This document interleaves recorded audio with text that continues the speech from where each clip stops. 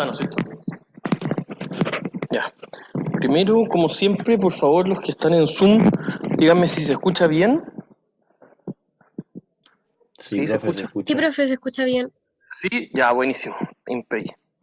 Ya, comencemos. La clase de hoy va a ser principalmente para ver las reglas del juego, poder estructurarnos lo mejor posible, que seamos lo más eficientes posible en todo lo que tiene que ver de nuestro curso, y además, eso va a ser como la primera mitad, y la segunda mitad yo les voy a hacer un Profe, pequeño disculpe, resumen. se escucha un poco mal ahora. Como con ¿Sí? interferencia. Ahí. ¿Sí? No sé qué hago. Ahí se escucha mejor. ¿Sí? ¿Se escucha? Y ahora sí. Bueno, ya.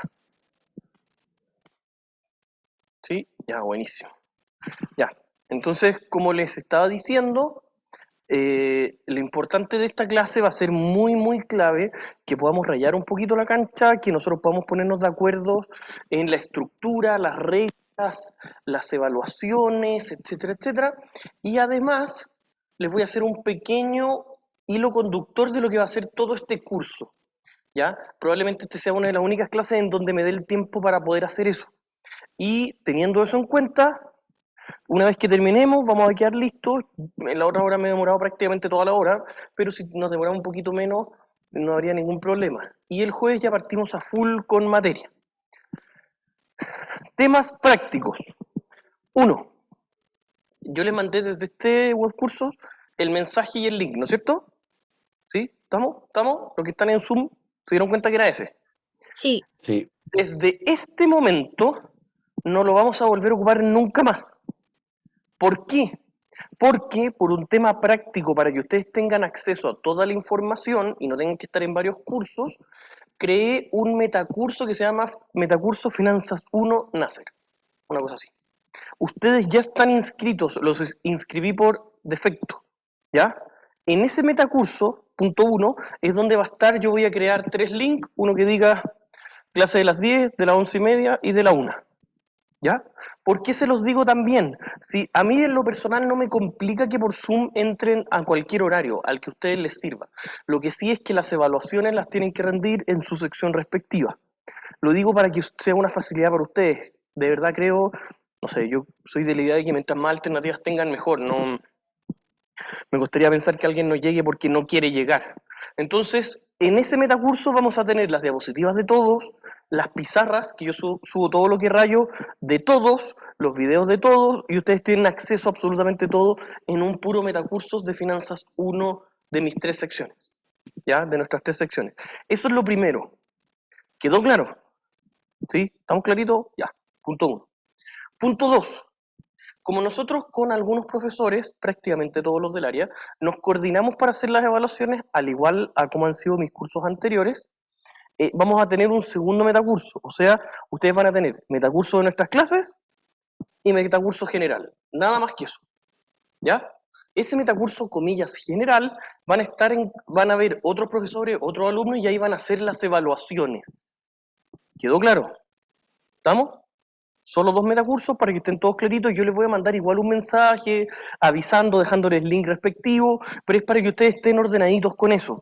Uno es solo el nuestro, entre nuestros alumnos, yo y los ayudantes, que ahora les voy a explicar, y otro totalmente distinto para las evaluaciones, que ahí además hay otras secciones más. Eso es lo primero para que ustedes lo tengan claro. Segundo, eh, en algunos cursos, el semestre pasado hice algo un poco distinto, en realidad los últimos 3 o 4 semestres, y creo que está resultando bien, que le pido a alguien del curso, o sea, en realidad se ofrecen, y trato de elegir, no sé, ahí voy viendo entre las alternativas, lo podemos conversar, elegir a un, comillas, delegado de sección. ¿Por qué me he dado cuenta de eso? Porque es mucho más rápido responder un WhatsApp que mandar un correo, etcétera, etcétera. O de repente, como ustedes también están muy comunicados en sus grupos, tienen una duda que se empieza a repetir, me la escribe directamente el delegado y yo le puedo responder inmediato. O puedo fijar un Zoom inmediatamente. Eso es mucho más dinámico y hasta ahora ustedes no tienen por qué haber tenido conmigo antes o no les ha tocado en algunas secciones, eso resultó muy bien y lo han evaluado muy bien los alumnos. Entonces, les dejo la invitación a los que están en Zoom o los que están acá en la sala, el que quiera, el que se motive, etcétera, etcétera, ser el encargado, que yo le voy a dar mi teléfono, vamos a contactarnos mucho más ágil, de esta sección puntual no habría ningún problema.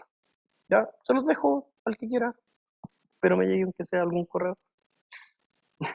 Ya, eso es los primeros temas netamente prácticos, logísticos. Ahora vamos al programa, que ahí hay mucha información que tenemos que ir desglosando. ¿Dónde yo está? ¿Dónde? Ahí lo abrí de nuevo. Ya. Primero, para que estén muy claritos, algo que pese a que ya hace muchos, de hecho hace 2 años y medio que no ocupo los otros correos, por favor pongan atención. Este es mi correo. Yo a los demás correos no tengo acceso. Entonces anoten por favor eso. Mi correo es el que está en el programa. Si ustedes me quieren mandar un correo, lamentablemente, o sea, yo siempre trato de igual leerlos, pero por ejemplo, ¿qué es lo más frustrante para un alumno? Una solicitud de recorrección, o temas un poquito más sensibles, una ausencia, y que me escriben y me escriben correo y que yo no les responda nada, yo veo que es sumamente frustrante para los alumnos. Eso, si pasa eso, es que probablemente me estén escribiendo un correo que yo ya no tengo acceso.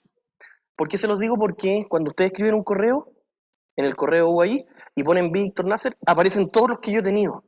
Entonces, no tienen cómo saber en el fondo, si no, no es error de ustedes. Es solamente que tienen que estar muy atentos que ese es el correo en el cual me pueden escribir. De hecho, ¿saben cómo me he dado cuenta? Porque de repente alguien me escribe y yo no sé que me está escribiendo, y a través del delegado le dice al delegado, oye, ¿le puedes decir al profesor? Y yo reviso, no he recibido nada, le respondo, le doy el correo que corresponde, y ahí podemos seguir conversando. ¿Ya? Es solamente para que estemos lo más comunicados posible.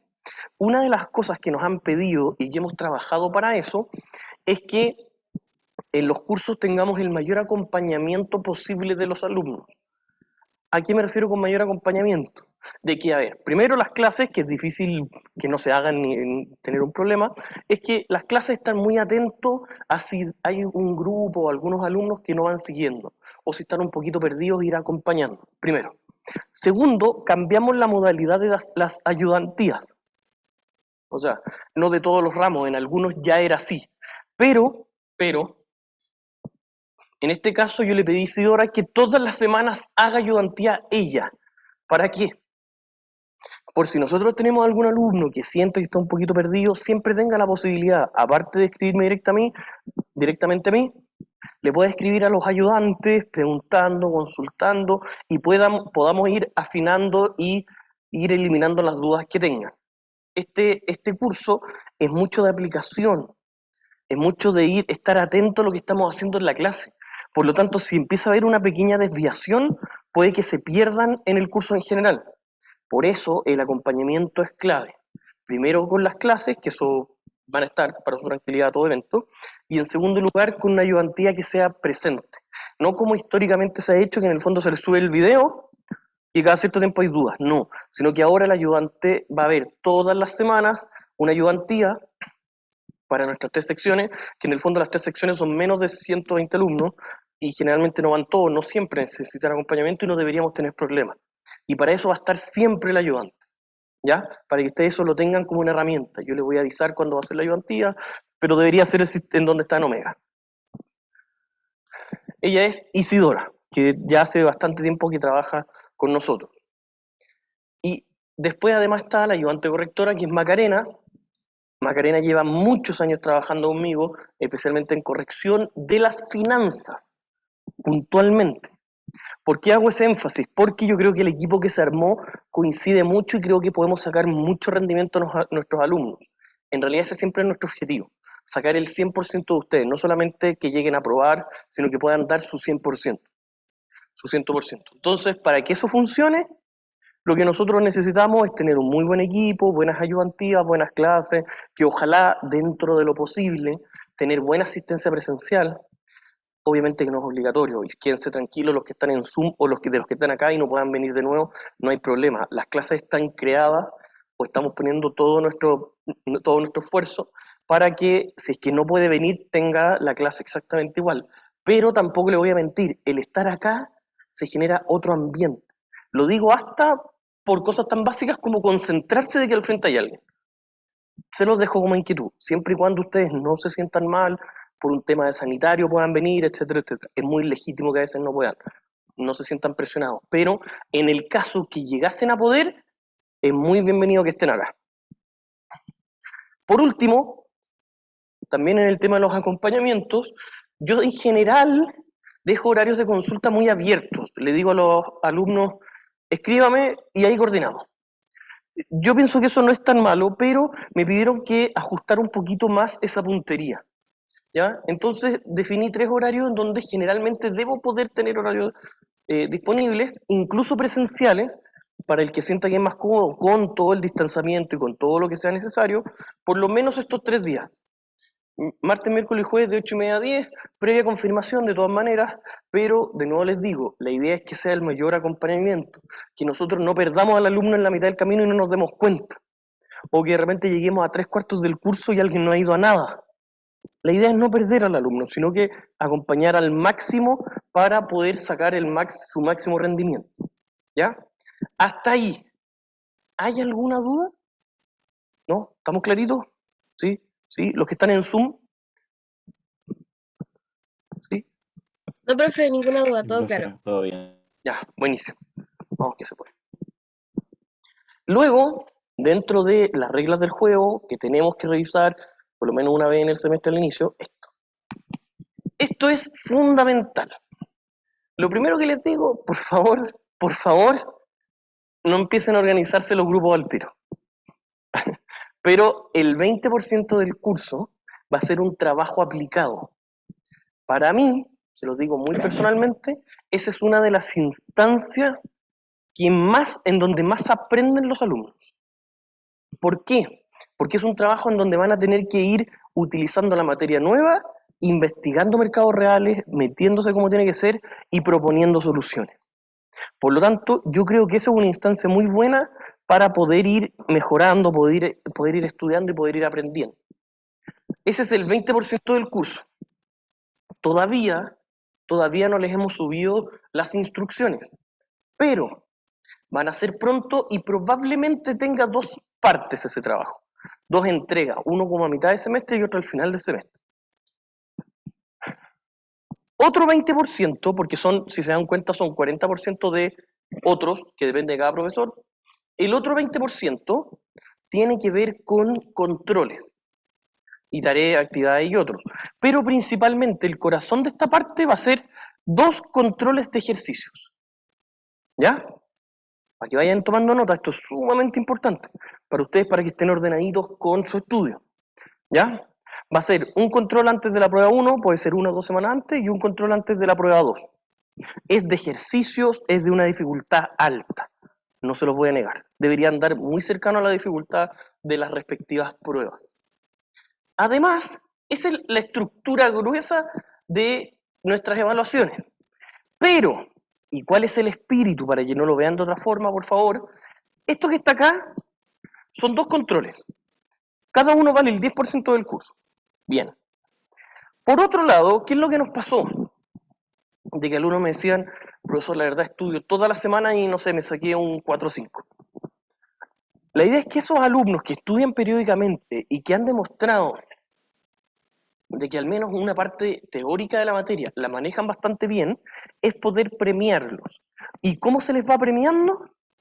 Es que durante todo el semestre, yo les voy a subir la calendarización exacta, con el día exacto que va a ser, van a tener controles de lectura voluntarios. ¿Para qué está pensado? Y se lo digo muy sinceramente, para el alumno que va de a poquito, semana a semana, o más que semana a semana, es tema por tema, va estudiando el tema que viene, logró entender bien en la parte conceptual, teórica, etcétera, y puede rendir una evaluación chiquitita y puede tener 2, 3 décimas para el control de ejercicio. Yo me he dado cuenta de que eso tiende a servirle mucho a varios alumnos. Ahora, si hay alumnos que no necesitan eso, no se van a ver en nada perjudicados. Ustedes van a tener prueba 1, prueba 2, control 1, control 2 y un trabajo. Nada más, para no saturarlos con evaluaciones. Todas las demás evaluaciones chiquititas, de repente yo hago trabajo así que salen espontáneos, o les pido que se agrupen, o les digo ya tienen 2 días para entregar este desarrollo, todo eso van a ser décimas extras para los controles de ejercicio. ¿Quedó claro? ¿Sí? ¿Sí? ¿Todos? ¿Sí? ¿Ahí? Ya. Los que están en Zoom, ¿estamos claritos? Eso tiene que ver con los controles del 20% del curso. Por último, nosotros vamos a tener 2 pruebas.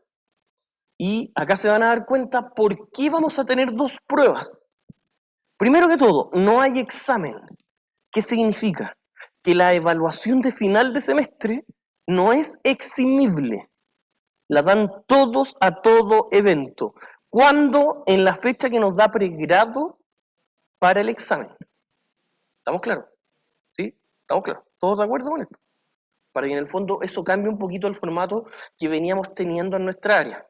Así hemos manejado siempre las finanzas y después se van a dar cuenta porque el curso, las unidades del curso están confeccionadas 50% para algo y 50% para otra cosa.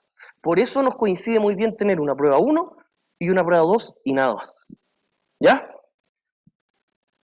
Con eso nosotros tendríamos la estructura de nuestras evaluaciones. Por si quieren anotar, semana 8, 9 de octubre, prueba 1. No lo alcancé a subir porque me lo avisaron hace poquito. Y estoy utilizando el mismo programa que vieron en Omega cuando tomaron los ramos.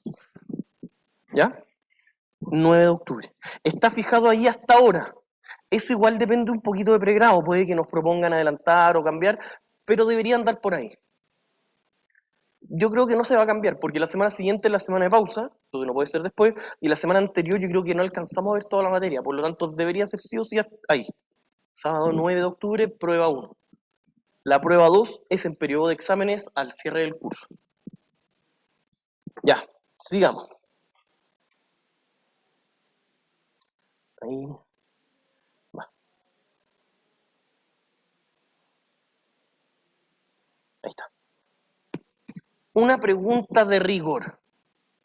¿Ustedes saben utilizar bibliotecas UAI.cl o no? Sí. En general sí, ¿no? Necesito que me lo digan con mucha honestidad, no hay problema. ¿Por qué se los digo? Porque, y de la otra sección me dijeron algo parecido, si no yo le puedo pedir a Isidora que en horario de ayudantía de esta semana, por ejemplo, le explique dónde entrar, dónde se hace el clic, para que en el fondo todo lo vayan teniendo. La idea es que eso no sea una dificultad.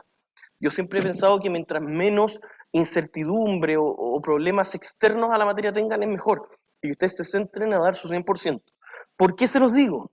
Porque estos libros son de editoriales que no las podemos publicar. Lo digo muy honestamente. La universidad tiene muchos libros físicos, tengo entendido que no se pueden pedir. No sé si ustedes tienen otra información. Físicamente no se pueden pedir. Voy a averiguar en realidad. Pero sí me consta que en línea están todos. Me consta, están. No sé si, yo creo que sí, no sé si habrán copias para absolutamente todos, pero sí me consta que están. ¿Ya? Además les comento, estos libros que están acá son bastante genéricos para finanzas iniciales. Por lo tanto, si ustedes tienen un hermano o tío que muchas veces me han dicho que estudió en la universidad o hizo el magíster de finanzas o se dedicó a algo, es muy probable que ya lo tengan. Si es una edición un poquito más antigua, no hay ningún problema. Me avisan qué edición tienen y junto les digo a qué capítulo corresponde cada uno. Se los comento para que no sea dificultad. Y muchas veces me han dicho, profesores, que no sé, mi hermano ocupó pero él no sé, la edición 6 y acá dice la 9. No hay ningún problema. Se sirve para lo mismo. No ha variado tanto como para que nos sirva. ¿Ya? Por eso les digo, pregunta de rigor es si saben utilizar o no. Pero le voy a pedir a Isidora que les enseñe rápidamente cómo utilizar, dónde pueden ocupar, etcétera, etcétera. Hasta acá. ¿Hay alguna duda? Ya vimos las evaluaciones, la forma que hay, las ayudantías, quiénes son los ayudantes, los horarios de consulta. ¿Nada? Sí. No preocupe su micrófono, pues. Sí, pues, acérquese. Dóblelo. Apriételo y acérquese así. Acérquese. ¿Lo puede doblar? Pues para que su compañero... Sí. De todos los libros que están ahí, ¿hay alguno que sea más importante? No, muy buena pregunta. El primero, y estos dos son los que más se utilizan. Los dos Ross y el Braille. Esos son los que más salen más adelante. Es una muy buena pregunta, de hecho. ¿Ya? Si quieren, En realidad, bueno, se van a dar cuenta que el ROS es el que estudiamos siempre y se va a estudiar probablemente siempre para finanzas corporativas iniciales, en el fondo. Finanzas generales, para los primeros estudios de finanzas. Ya. Sigamos.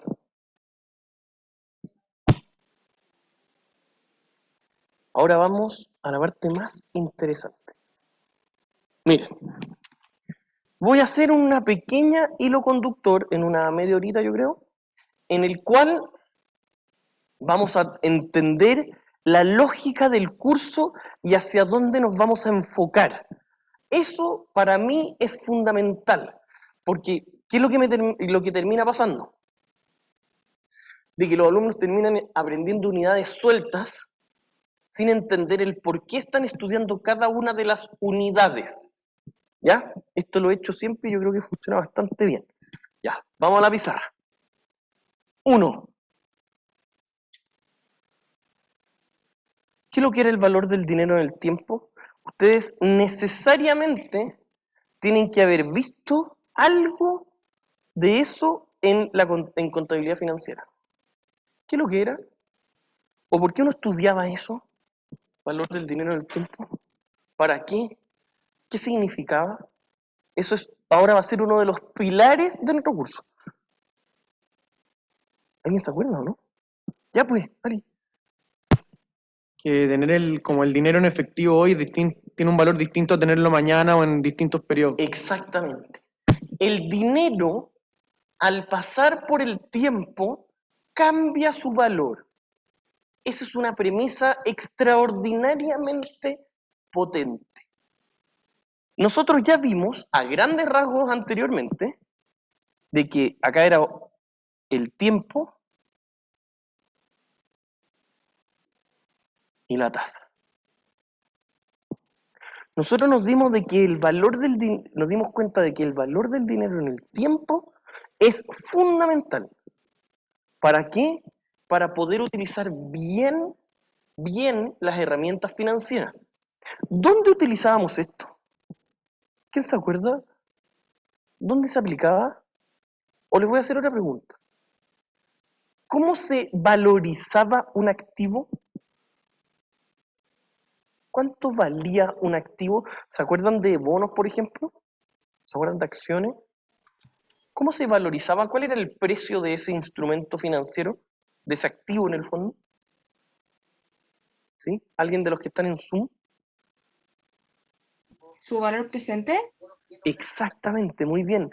Es el valor presente de lo que es capaz de generar. Esa premisa nos va a acompañar en todo el curso. ¿Y cómo traíamos a valor presente? No sé, si una empresa, un activo generaba 10 pagos de 1000, ¿era simplemente multiplicar 10 por 1000? No, porque los pagos, mientras más lejanos son, valen menos hoy. ¿Y cómo se hacía ese cálculo? A través del valor del dinero en el tiempo.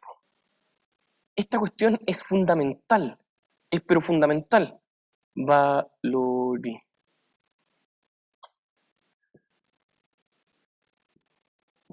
Es para valorizar activos. Ahí, y con mucho respeto les voy a decir esto, generalmente nuestros alumnos aprenden nociones de matemática financiera, nociones en contabilidad financiera, pero muy vaga para lo que nosotros vamos a estudiar acá. Muy menor para lo que se va a estudiar acá. Ahora nosotros vamos a aprender matemáticas financieras de alto nivel. Vamos a aprender cómo interactúan lo que son las anualidades crecientes cuando cambian las tasas, las perpetuidades con distintas formas. Vamos a aprender muchísimo más profundidad en matemáticas financieras. ¿Por qué? Porque esto que está acá es una herramienta. Herramienta para las finanzas. Esa va a ser la primera unidad. Con eso vamos a partir el jueves. De hecho, hasta por ahí, son herramientas financieras. Herramientas financieras. Dígame. ¿La inflación tiene alguna repercusión en esto? Sí, pues. Acá en la tasa. nosotros nos vamos a dar cuenta que la tasa de interés, el cómo lo traigo a valor presente, es a través de un castigo que yo hago por cada periodo que pasa. Y eso implícitamente puede incorporar la inflación. Lo vamos a ver sí o sí. Eso es teoría Fischer. Lo vamos a ver un poquito más adelante. Okay.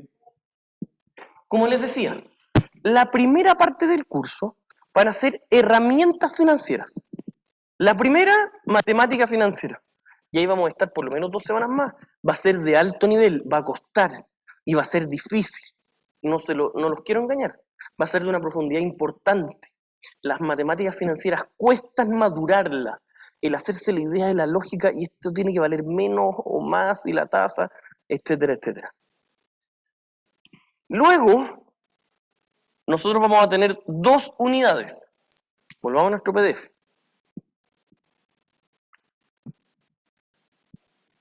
Luego va a estar esta primera semana, que es sesión, más 2 más, con valor del dinero en el tiempo, tasas de interés, matemáticas financieras, etc. Vamos a valorizar después instrumentos de renta fija. ¿Cuáles eran instrumentos de renta fija? 2. Exacto.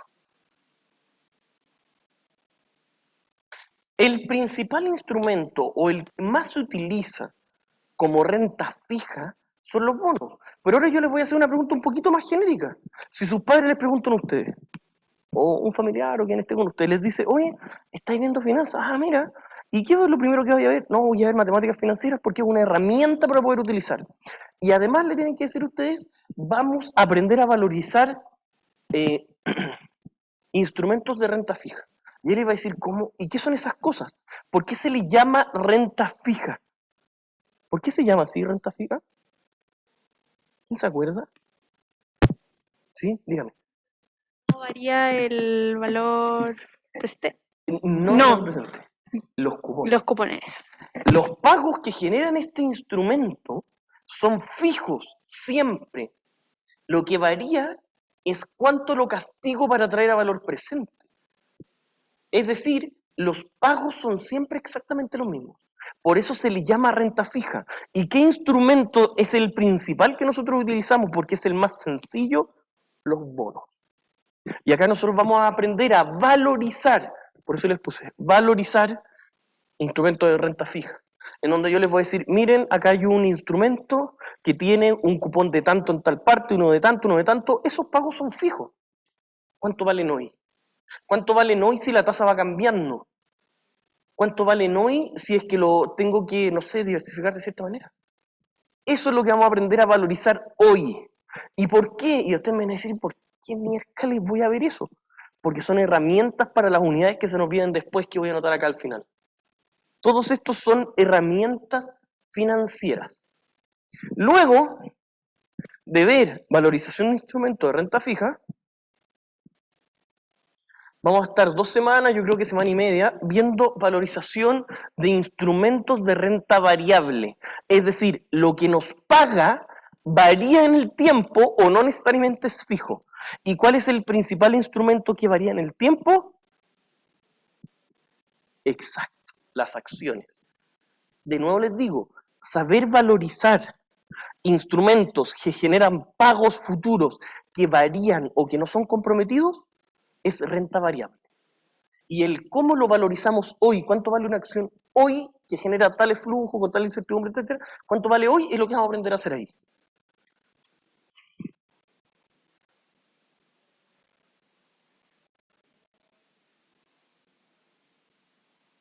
Listo.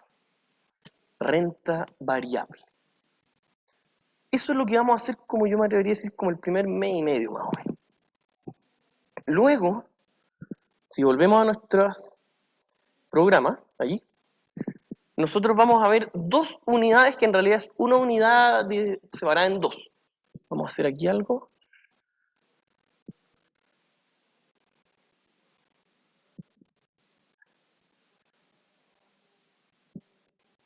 Luego de que nosotros terminamos de ver las herramientas financieras, vamos a ir entrando muy de a poquito a temas financieros puros.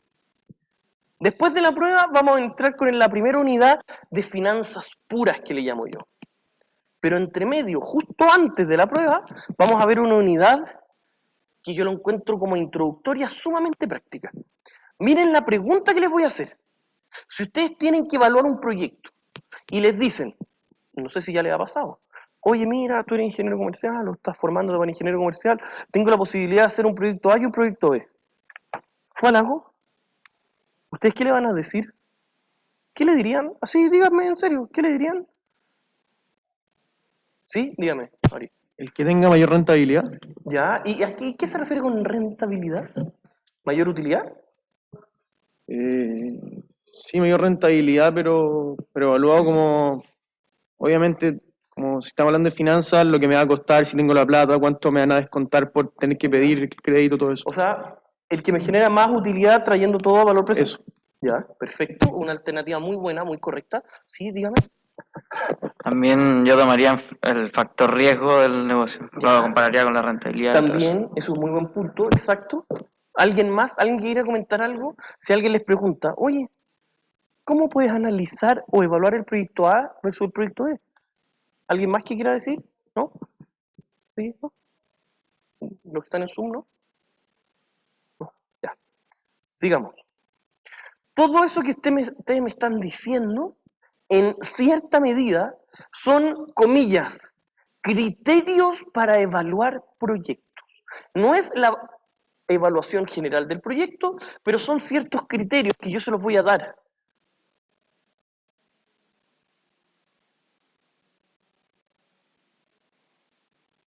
Son criterios para evaluar proyectos. Y esos criterios yo se los voy a dar así en un listadito y les voy a decir, miren cabrón, los criterios para evaluar ciertos proyectos que ahora vamos a utilizar son estos 4 o 5. Depende de cuál motivado estemos. Por ejemplo, no tienen por qué saberlo, se los voy a mencionar solo para que sepan. ¿Cuál es el VAN del proyecto? ¿Cuál es la TIR? ¿Cuál es el índice de rentabilidad? Etcétera, etcétera, etcétera. Esos son indicadores del instrumento. Como por ahí estaban diciendo allá atrás cuánto rentable, o que decían por acá muy bien cuál es el riesgo, etcétera, etcétera. Esos indicadores son criterios para evaluar un proyecto. Entonces nosotros vamos a decir, ah, mira, proyecto A, proyecto B. Por el VAN es mejor el proyecto A. ¿Y qué pasa si con la TIR es mejor el proyecto B? Vamos a tener un conflicto. Y si volvemos al programa, una semana vamos a ver los criterios de evaluación de proyectos y la semana siguiente vamos a ver los conflictos de los criterios de evaluación de proyectos. Es decir, cuando no hablan el mismo idioma, en qué se tienen que basar para tomar una decisión. Entonces acá nosotros vamos a ver los criterios más conflictos. Listo. ¿Y qué creen que va a pasar inmediatamente después de eso que terminamos con todas las herramientas financieras? ¿Qué va a pasar? ¿Qué pasa el 9 de octubre? Prueba, muy bien. Cerrando eso, prueba 1. ¿Estamos claritos? Ese es el hilo conductor. Primero vamos a ver herramientas, vamos a ver la mecánica, vamos a ir aprendiendo cómo se utilizan, valorizar renta fija, valorizar renta variable, matemática financiera, hasta los criterios de evaluación de proyectos. Bien, listo. Luego, de vuelta de la prueba 1, ustedes tienen que venir muy motivados, la tienen que romper en la prueba 1, les tiene que ir muy bien. Vamos a tener 3 unidades hasta cerrar el semestre.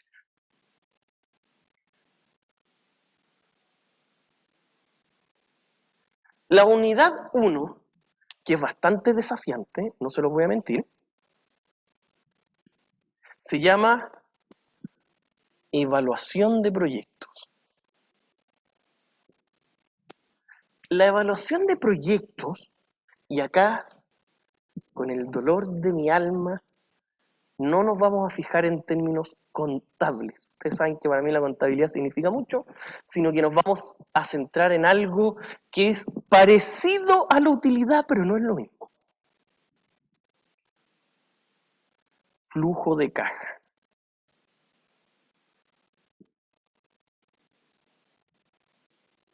Armar el flujo de caja de un proyecto es complejo, cuesta, porque nosotros vamos a interpretar y vamos a decir, ah, es que estos datos tenemos que incorporar, que esto otro no es, comillas, relevante, porque va a estar a todo evento. O este dato lo tenemos que poner solo al 50%, porque si yo hago el proyecto, voy a simplemente castigar 50% del otro lado, etcétera, etcétera. Por lo tanto, confeccionar los flujos de caja tiene mucho de criterio personal y de análisis. ¿Y por qué nosotros armamos el flujo de caja? Y acá les va a empezar a hacer todo sentido. ¿Cómo se valorizaban los activos? Exactamente, muy bien, pero tiene que usar su micrófono al próximo. El valor presente de sus flujos futuros. Así se valoriza cualquier activo y cualquier proyecto. Por lo tanto, si nosotros sabemos el flujo de caja, ¿qué nos faltaría saber para ver cuánto vale el proyecto? ¿Qué? Dígame. ¿La tasa? La tasa. Muy bien. Y esa tasa, en el mercado, cuando ustedes los contraten, no les van a decir, dame la tasa. Ustedes tienen que proponer una tasa representativa para el proyecto. ¿Se acuerdan cuando nosotros en contabilidad financiera o en otros ramos decíamos, mira, aquí hay un bono y lo compré a 10% y la tasa cambió a 7%? ¿Se acuerdan? Bueno, ahora parece casi anecdótico, pero ese era todo. ¿Por qué? Porque ahí el objetivo de aprendizaje no era ver la valorización. Ahí el objetivo de aprendizaje es decir, a ver, si en el mercado cambia la tasa, cambia el valor, y si cambia el valor, ¿qué efecto contable tengo yo? ¿Me va a afectar la utilidad? ¿Me va a afectar el ORI? ¿Me va a afectar qué? Ese era el objetivo de aprendizaje ahí. Acá no. Acá el objetivo de aprendizaje es que ustedes sepan la parte financiera. Por lo tanto, ahora ustedes van a tener que empezar, no en su totalidad, porque eso lo vamos a ver en Finanzas 2, pero van a tener que empezar a hacerse una idea de cuánto debería valer más o menos una tasa de descuento. Y eso es evaluación de proyectos.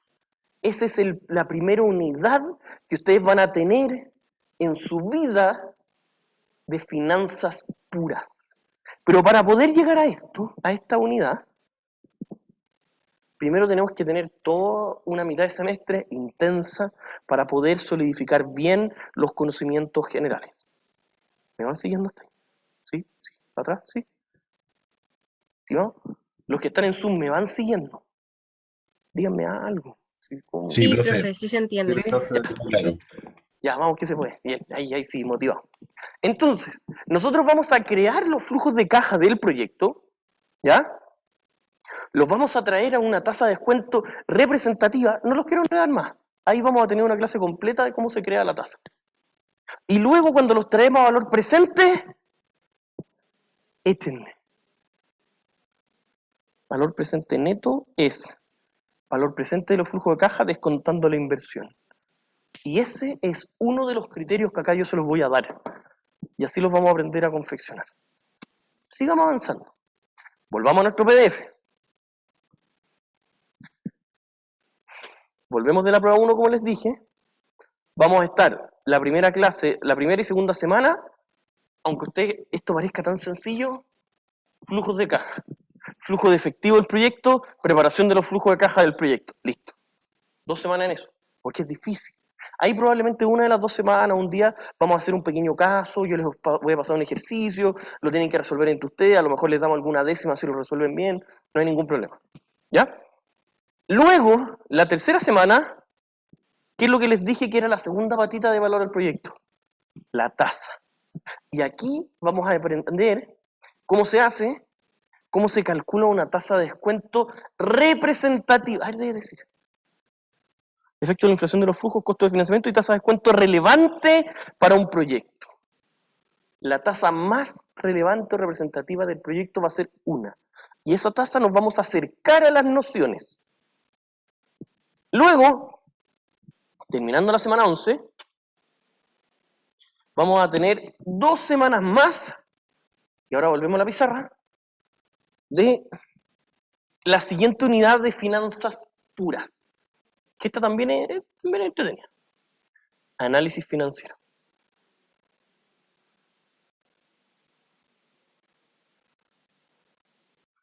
Si yo les dijera, análisis financiero, ¿qué creen ustedes que es? Sí, análisis financiero. ¿Qué creen ustedes que hay que hacer ahí? Sí, dígame. Se me ocurre como ver los indicadores financieros Ya. que tiene la empresa o... Exactamente, tiene mucho que ver con eso. Un buen análisis financiero es tomar los estados financieros de una empresa y lograr interpretar de muy buena manera lo que le está pasando a esa empresa. Ojalá que ustedes me digan, el gerente de finanzas tomó la decisión de esto por tal razón, de esto por tal razón y de esto por tal razón. La primera semana, o las primeras 2 clases, yo creo así, nosotros les vamos a dar herramientas para eso. ¿Cuáles van a ser las herramientas? Les vamos a decir, miren cabros, si una empresa tiene inventario, que es un dato que está en el estado de situación financiera, dividido el costo, 3,5 le da. Y al año siguiente, la misma división le da 15. ¿Qué significa? ¿Qué significa? que es más caro. Que hay 5 veces más inventario en relación al costo de lo que está vendiendo. Puede que se esté quedando con mucho inventario. Puede que a lo mejor haya comprado a muy buen precio. Le estoy dando un ejemplo cualquiera. Vamos a aprender indicadores específicos como unos que se llaman rotación. Rotación de cuentas por cobrar. Rotación de cuentas por pagar. Eso es fundamental. Esos indicadores son la base. A mí no me interesa que me digan un listado de los indicadores, eso se los voy a dar yo a ustedes. Lo que yo quiero es que ustedes con esos indicadores saquen conclusiones. Eso es lo importante. Por lo tanto, volvamos a nuestro PDF. Perdón. Nosotros vamos a tener una semana con razones financieras, que se llama. Razones son los ratios, estas divisiones que les digo. Existen, para que se hagan una idea, solo las más conocidas son como 50. Pero a mí no me interesa que las sepan de memoria. A mí me interesa que sepan la lógica por familia. Yo les voy a decir, miren, para saber si la empresa eso no es rentable, tienen que fijarse en esta familia. Y los van a tener. Las pruebas son todas en línea. Van a tener esa información. En su vida lo van a tener. Lo que a mí me interesa es que ustedes sepan que si quieren analizar la liquidez de la empresa, tienen que buscar tales ratios. Si quieren analizar cómo está la actividad operativa, tienen que ver los de rotación. Si quieren ver cómo está la liquidez, la solvencia, otro así, etcétera, etcétera. Eso es lo que me interesa. Y en eso vamos a estar la primera semana. Y la segunda, que es la más importante, sesión 13, conclusiones. ¿Existe alguna receta para el análisis financiero? No. Yo no se los voy a dar. Sería sesgarlos. Lo que sí tengo que hacer es darles herramientas para que tomen las mejores decisiones. Eso es. No es otra cosa que eso. Vamos a conocer qué es el EBITDA, qué tiene que ver con el flujo de caja operativo, análisis del estado de flujo efectivo, qué nos indican las partidas operacionales, etcétera, etcétera. Hacer un buen análisis financiero. Volvamos a la pizarra. Entonces, el análisis financiero se va a dividir. Uno, en los indicadores, que sí, es importante, a mí no me interesa mucho porque eso es algo que siempre va a estar. A mí lo que me interesa es la segunda parte, el análisis en sí. Que ustedes me digan, profesor, esta empresa tiene problemas de liquidez, esta empresa se está queriendo endeudar a corto plazo porque es más barato, esta empresa está aumentando su inventario por tal y tal razón, etcétera, etcétera. Eso es lo importante. Y por último, la tercera gran unidad netamente financiera es darle una segunda vuelta al lápiz. Ustedes ya van a haber hecho evaluación de proyectos muy buena, ustedes van a tener un análisis financiero cototo, y ahora vienen decisiones que haría, por ejemplo, un gerente de finanzas. Planificación financiera. Planificación financiera. La planificación financiera tiene que ver con qué. Con que el gerente, ustedes, si quieren ocupar ese puesto, obviamente que van a tener otro nivel de bagaje, pero tienen que saber más o menos lo general, tiene que ver con esto. Es decir, miren, por ejemplo, si es que la empresa reparte el 50% de las utilidades, el otro 50% se reinvierte. ¿Cuánto podría crecer la empresa? ¿Solo con reinversión? A eso se le llama crecimiento orgánico. ¿Cuánto podría crecer la empresa, que es un crecimiento sostenible, si es que la empresa puede seguir endeudándose además? O si yo les dijera a ustedes la razón de deuda-patrimonio, es decir, por ejemplo, el 50% del total de activos lo financian acreedores, empresas que me prestaron plata, banco, y el otro 50% los socios, está bien. ¿Y qué pasa si los socios dicen, mira, yo no tengo más dinero, pero puedo reinvertir las utilidades que no estoy sacando? Ya, perfecto. Pero ¿cuánto podría crecer sin cambiar esa estructura deuda-patrimonio? Porque el banco les va a decir, ya compadre, yo te ayudo, pero no me hagáis poner toda la plata a mí, po. Por cada peso que yo ponga, el banco, tú también. Eso va a pasar. Y eso ustedes van a tener que decir, mira, si la estructura financiera se mantiene, los costos fijos, costos variables, etcétera, la estructura se mantiene, ¿cuánto debería ser la mayor cantidad que podríamos crecer bajo ciertas condiciones? Eso es planificación financiera. Porcentaje de crecimiento en X condiciones. ¿Quedó claro? Con eso podríamos estar cerrando a grandes rasgos finanzas. Por último, volviendo un poquito al PDF, bueno, como les dije, planificación financiera y administración financiera, qué hacer con el efectivo, lo que les acabo de decir. Y por último, solo si alcanzamos, porque de repente hay por ahí algún feriado que aparece, de repente se suspende una clase por alguna razón, de repente hacemos una actividad extra, etcétera, etcétera. Asumiendo que pasan esas cosas, puede que la última semana no nos quede, comillas, libre. Porque esto que está acá es, entre comillas, libre. Hasta acá se acaba la materia formal. A mí me gusta mucho explicarle lo que tiene que ver con la clasificación de riesgo. Cuando una empresa tiene mejor o peor clasificación de riesgo en sí. Y cómo eso implica tener una mejor tasa de descuento. Y por último, que por ejemplo países tengan una mejor valorización, ¿qué significa en la práctica? Eso yo encuentro que es sumamente interesante saber para los alumnos. Si se da, se los voy a pasar. ¿Ya? Que veríamos la última semana. Hasta acá, ¿alguna duda? Se entendió a grandes rasgos. Esta es la línea de tiempo del curso completo. El jueves partimos a full con esto. Valor del dinero en el tiempo. Cualquier duda me escriben, yo voy a hablar con Isidora para que les pueda explicar cómo se hace lo de la biblioteca y estamos hablando. Dígame. Profe, ¿qué sale al final en porcentaje, crecimiento y qué más? En X condiciones. Con ciertas condiciones, eso quería decir. ¿Ya? Eso, estimados, lo dejamos por mientras, dígame. ¿Sí? Ya, pues mándeme un mail. Mándeme, es que para que me quede ahí por registro y no se me pase.